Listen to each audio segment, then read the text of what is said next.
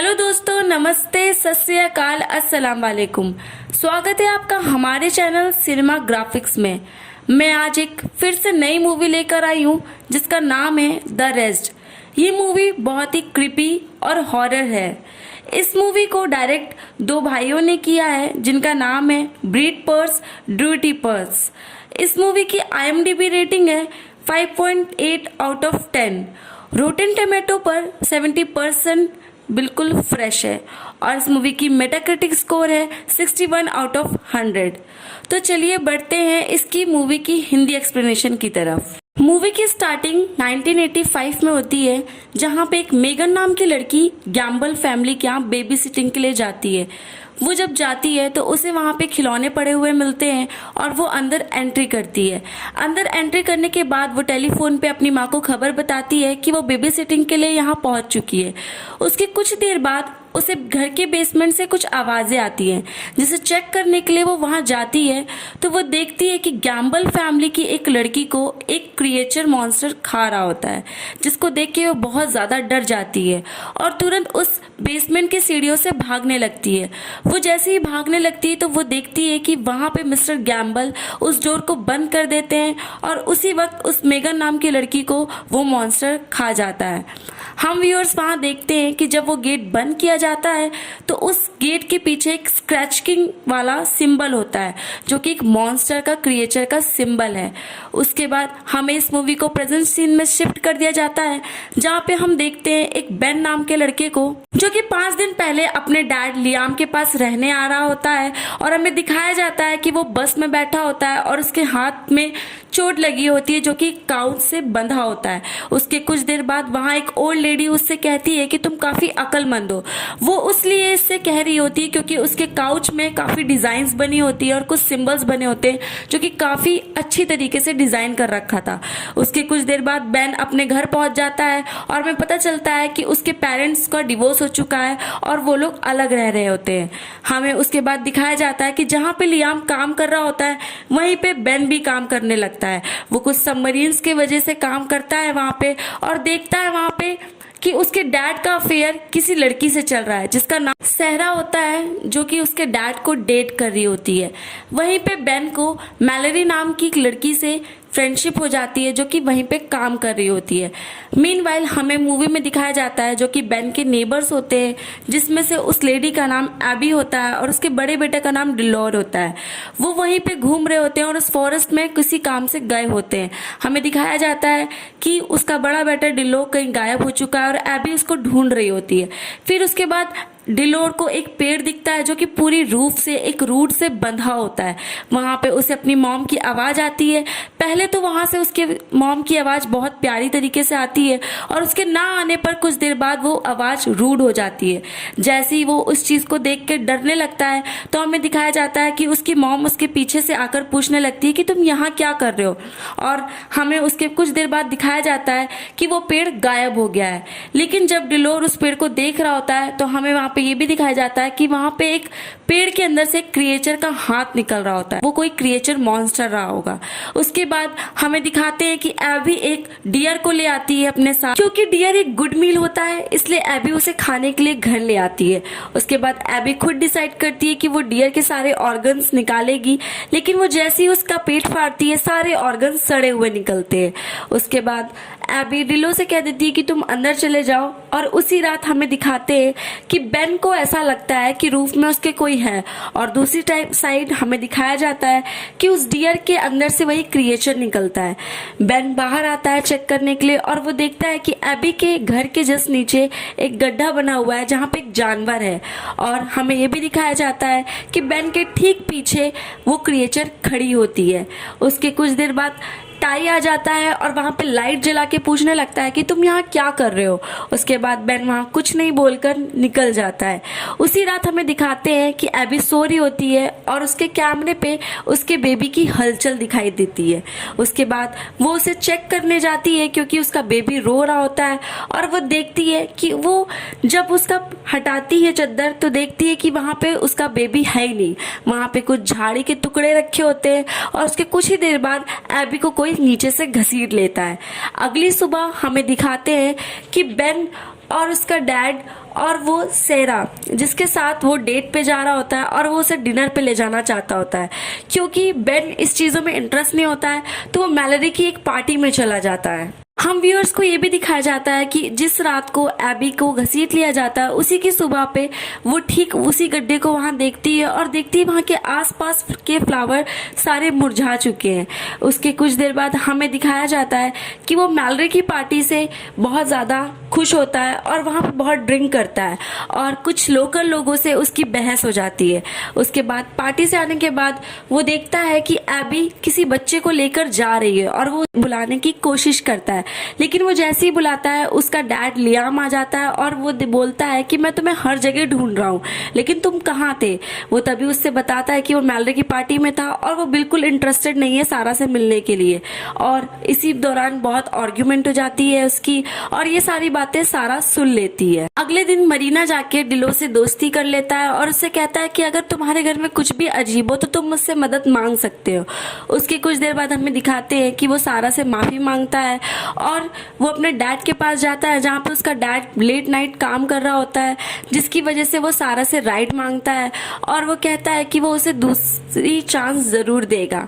उसके कुछ देर बाद हमें दिखाते हैं कि जब बेन वापस आता है तो वो देखता है कि डिलो उसके कमरे में है। डिलो बेन से कहता है कि एबी उसकी माँ काफी वक्त से कुछ अजीब बिहेव कर रही है और वो काफी डरा डरा सा होता है। उसी के कुछ देर बाद दिखाते हैं कि एबी वहां पे डिलो को लेने आई होती है और बेन उसे मना करता है। जब वो उसे लाख मना करता है तो हमें दिखाते हैं कि एबी बहुत ही स्ट्रेंजर बिहेव करती है और वो उसे थ्रेटन करके उसे बच्चा मांगती है। उसके कुछ देर बाद वहाँ टाई आ जाता है जिसकी आवाज़ सुन के वहाँ भागता हुआ डिलो आकर उसके गले लग जाता है और वहाँ से एबी और टाई चले जाते हैं। टाई डिलो को उस कमरे में लेके लेटता है और कहता है कि तुम डरो नहीं, क्या बात है। तो वो बताता है कि एबी बहुत स्ट्रेंज बिहेव करी, जिसको टाई बिल्कुल भी सीरियसली नहीं लेता है। उसके बाद हमें दिखाते हैं कि एबी कई जगह बहुत ही स्ट्रेंज बिहेव कर रही थी, जैसे कि उसका कुछ अजीब तरीके से चलना, अजीब तरीके से नहाना, काफी चीजों को बहुत ही अलग तरीके से बिहेव कर रही थी, जिसकी वजह से हम समझ सकते हैं कि डिलो क्यों डर रहा होगा। हमें अगली सुबह दिखाया जाता है कि बेन लेट उठता है जिसकी वजह से वो मरीना जाने में लेट हो जाता है और आज क्योंकि उसका डिलो के साथ लेसन होता है तो वो पूछता है कि डिलो कहाँ गया और लोग उसे पहचानने से इनकार कर देते हैं। वो जब घर जाता है तो टाई से कहता है कि उसका बेटा कहाँ है, तो टाई बोलता है कि उसका तो कोई बेटा ही नहीं है। हमें पता चलता है कि उसकी मेमोरी एकदम लॉस हो चुकी है और हमें उसी के घर पे वही सिंबल दिखता है जहाँ पे हमें शुरुआत में मिस्टर गैम्बल के घर पे दिखा था। वही सिंबल को वो फोटो खींचकर सर्च करता है और देखता है कि ये सिंबल किसी विचिस नाम का सिंबल है, जहाँ पे कुछ विच की प्रक्रिया की वजह से ये सिंबल जनरेट होता है। विचेस बच्चों को ले जाकर मार देती है और हमें उसके बाद दिखाते हैं कि बेन उनके घर पे नजर रखता है और उनकी सारी एक्टिविटीज को ध्यान से देखता है। उसके कुछ देर बाद वो देखता है कि उसके ट्रैश में वहां पे उसी बच्चे की फोटो पड़ी होती है जो कि टाई भूल चुका होता है कि उसका कोई बेटा भी है। उसके बाद हमें दिखाते हैं कि वो उसकी एक्टिविटीज को बहुत ही ज्यादा ध्यान से देखता है और उसके कुछ देर बाद वो ये भी नोटिस करता है कि एबी बहुत ही ज्यादा स्ट्रेंज बिहेव कर रही है और वो ये भी देखता है कि वहाँ पे उस बच्चे के टॉयज भी मिलते हैं। ये बात उसको वो मैलरी को बताता है और हमें दिखाते हैं कि मैलरी टॉन्ट भरा हुआ नोट टाई के घर पे छोड़ देती है। उसके बाद हमें दिखाते हैं कि बेन अपने घर के आसपास नमक के सर्कल बना रहा होता है। उसके कुछ देर बाद हमें दिखाते हैं कि एबी टाई के कान में कुछ स्पेल करती है और टाई का कान ब्लीड करने लगता है। उसके कुछ देर बाद हमें दिखाया जाता है कि एबी का शरीर बहुत ही ज्यादा मांस की तरह निकल रहा होता है और हमें पता चलता है कि वो बहुत पूरी तरह से पजेस्ड हो चुकी है और क्योंकि वो वॉशरूम में नहा रही होती है तो हमें दिखाते हैं कि उसकी स्किन बहुत ही बेकार सी लग रही होती है, जैसे कि मानो एकदम शरीर गल सा गया हो। और उसके कुछ देर बाद हमें दिखाते हैं कि मैलरी उसी रात ऑफिस को बंद करके जाती है और हमें दिखाते हैं कि उसी क्रिएचर की वहाँ पे प्रक्रिया दिखाई देती है जहाँ पे वहाँ फोटोज मैलरी की फैमिली की निकाल के ले जाती है। उसके बाद हमें दिखाया जाता है कि बेन अगले दिन उसी के ही टाउन में गैरेज में जाकर चेक करता है और वहाँ देखता है कि एक स्कल मिलता है और उसे उसकी फैमिली की फोटोज और उसकी मैलरी की भी फोटोज मिलती है, जहाँ पे टाई का पूरा सर स्क्रैच हो चुका होता है। और वो देखती है कि अगला निशाना अब मैलरी की फैमिली का है, क्योंकि वो मैलरी की फैमिली को भी स्केच कर रखी होती है। और देखती है कि अगला टर्न अब लिली की बारी है, जो कि मैलरी की छोटी बहन होती है। वो भागकर ये बात मैलरी को बताता है, बट मैलरी कहती है कि उसकी तो कोई छोटी बहन ही नहीं है। अब हमें यहाँ से पता चलता है कि यहाँ पे जितने भी बच्चे गायब होते हैं उनकी मेमोरी को लॉस कर दिया जाता है, ताकि वो जान ही ना पाए कि उनके कोई भाई बहन या फिर कोई बच्चे भी हैं। उसके बाद बेन लिली को ढूंढने जाता है और काफी ढूंढने के बाद वो वहां पहुंचता है और देखता है कि वहां पे उसकी कुछ लोकल लोगों से लड़ाई हो जाती है, जिस दौरान वो लिली के पीछे नहीं जा पाता। और वो देखता है कि एबी लिली को लेके फॉरेस्ट पे लेके चली जा चुकी है। वो उसके पीछे भागता है और देखता है कि लिली को किसी पेड़ के अंदर वो क्रिएचर घसीट रहा है और वो लिली का हाथ पकड़ के उसे निकालने की कोशिश करता है, लेकिन धक्का लगने की वजह से उसका सर किसी पत्थर पे टकरा जाता है और वो वहीं बेहोश हो जाता है। हमें दिखाया जाता है दूसरी तरफ कि लियाम के घर पुलिस आई होती है, क्योंकि बेन वॉज मिसिंग। इस वजह से उसे ढूंढने के लिए हमें वहां पुलिस दिखाई जाती है। और क्योंकि बेन काफी दिनों से कुछ ज्यादा ही ट्रबल और अजीब बिहेव कर रहा होता है, जैसे कि अपने ही नेबर के घर में ताक झांका करने, लोकल लोगों से लड़ाई होना, किसी की चेकिंग करना और अजीब तरीका बिहेव करना, मरीना से गायब हो जाना, लोकल लोगों से फाइट होना, इसी की वजह से वहां पर पुलिस आती है। और क्योंकि कोई उसने जुर्म नहीं किया होता तो उसको कोई कस्टडी ली नहीं जाती। उसके बाद हमें दिखाते हैं कि बेन लियाम से सारी बातें बताता है, बट लियाम को कुछ समझ में नहीं आता। और उसके कुछ ही देर बाद हमें दिखाते हैं कि सारा किचन में होती है और वहीं पे बेन होता है। बेन नोटिस करता है कि वहां के रखे हुए गमले का जो फूल है वो मुरझा रहा है और उसे समझ में आता है कि ये सारा नहीं, जबकि एक क्रिएचर है। क्योंकि वो जानता था कि वो उस पर हमला करेगी, तो वो उसके हमला करने से पहले ही वो उसके चाकू पाम में मार देता है, जिसकी वजह से वहां पे लियाम आ जाता है और ये सब देखकर चौंक जाता है और उसे कस्टडी पे लेकर पुलिस लेके चली जाती है।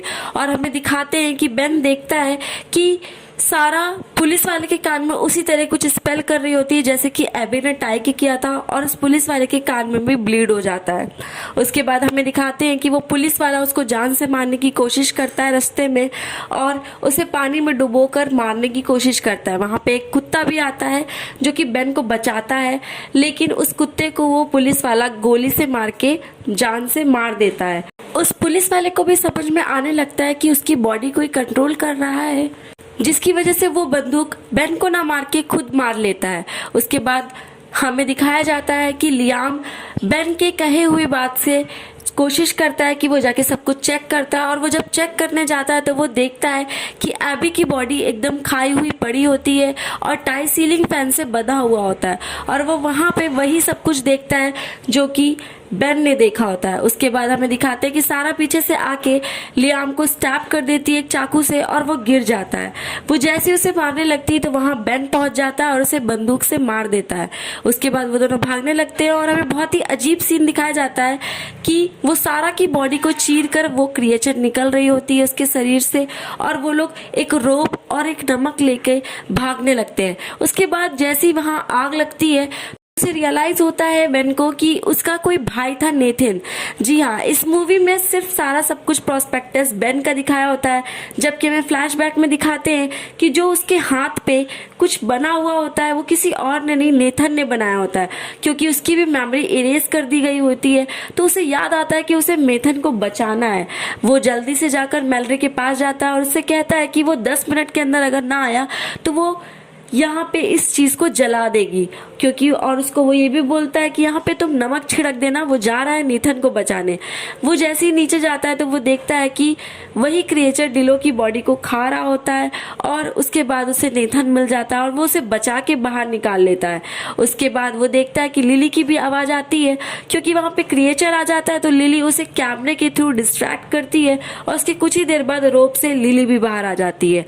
और हमें दिखाते हैं कि वो क्रिएचर हाथ बाहर निकाल रहा होता है और बेन को भी घसीटने की कोशिश करता है, लेकिन उसी दौरान लियाम आ जाता है कार से और धक्का मार देता है उस पेड़ में, जिसकी डिस्ट्रॉय की वजह से वहां आग लग जाती है और वो पूरा पेड़ जल जाता है। उसके बाद हमें दिखाते हैं कि अगली सुबह मैलरी की टीचर उसकी बहन लिली के बारे में कहती है कि उसने कुछ क्रिएचर के बारे में हम लोग से डिस्कस करा। जी हाँ, लिली उसको सब कुछ बताती है, उस टीचर को वो सब कुछ अपना एज ए एक्सपीरियंस एक्सप्लेन करती है कि उसके साथ क्या क्या हुआ।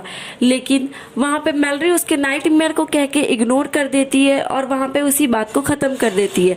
अगले दिन हमें दिखाते हैं कि बेन अब अपनी माँ के साथ और नेथन के साथ और अपने डैड के साथ अपनी माँ से मिलने जा रहा होता है और वो मैलरी को बाय बोलता है। उसी जगह में दिखाते हैं कि मैलरी उसे एक फ्लावर देती है और उसे गुड बाय कह के किस कर लेती है।